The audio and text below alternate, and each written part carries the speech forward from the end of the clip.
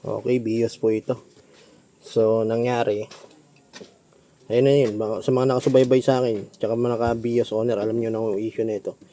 Pag yun, nakapark doon sa dashboard, tapos ito, sobrang lambot, hindi na gumagalaw yung indicator doon. Park, reverse, so walang reaction dito.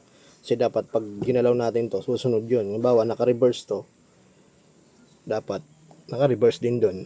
So, mangyayari yan, minsan naka-drive doon, ito, malambot, hindi sumasabay.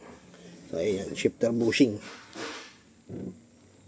So, ito, naabutan si ma'am, pinagawa niya, temporary, nilagyan ng hose.